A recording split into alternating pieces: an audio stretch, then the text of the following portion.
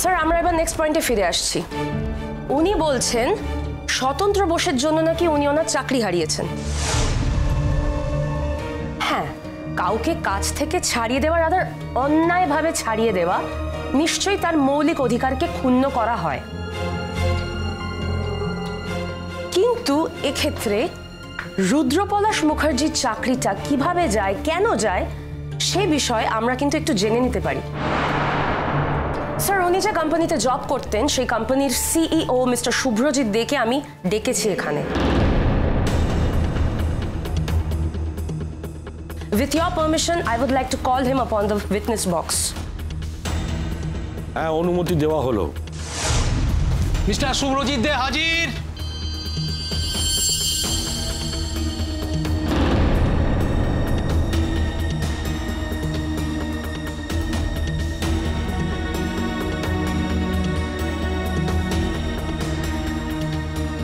বলুন, যা বলিব সত্য বলিব, সত্য বই মিথ্যা বলিব না।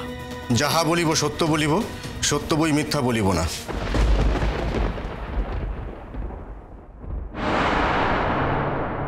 ইনি আপনাদের কোম্পানিতে কাজ করতেন? ইয়েস ম্যাম, করতো।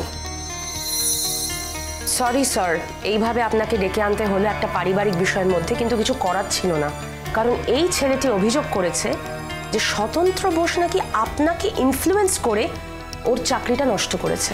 এটা কি ঠিক? না না, এটা সর্বৈব মিথ্যা।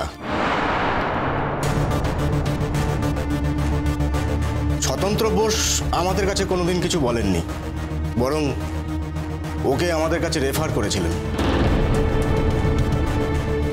আমরা একটা ইন্টারভিউ করেছিলাম, স্বতন্ত্র বোসের রেফারেন্স আর ইন্টারভিউ দুই মিলে ওর চাকরিটা হয়ে যায়।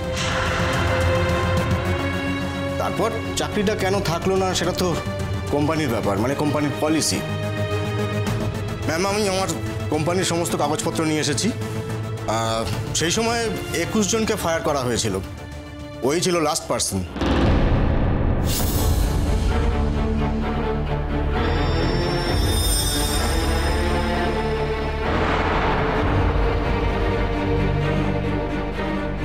স্বতন্ত্র বোস ওকে রেকমেন্ড করলেও আমরা নিরপেক্ষভাবে বিচার করেছি, আর আমরা যখন 20 জনকে ফায়ার করেছি তার সঙ্গে ওকেও আমরা ফায়ার করেছি কোম্পানির স্বার্থে।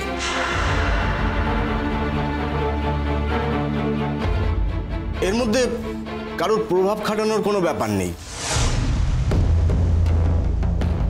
আর এটা একটা বডি, এখানে একার সিদ্ধান্তে কোনো সিদ্ধান্ত নেওয়া হয় না। এটা সকলেরই জেনে রাখা প্রয়োজন। আমরা কিন্তু আপনার কথাগুলো রেকর্ড করলাম। ইয়েস ম্যাম, ডেফিনেটলি রেকর্ড করবেন। আর ইনভেস্টিগেশনের ক্ষেত্রে যদি আমাকে আপনাদের প্রয়োজন হয়, আমি অবশ্যই আপনাদের সাহায্য করব।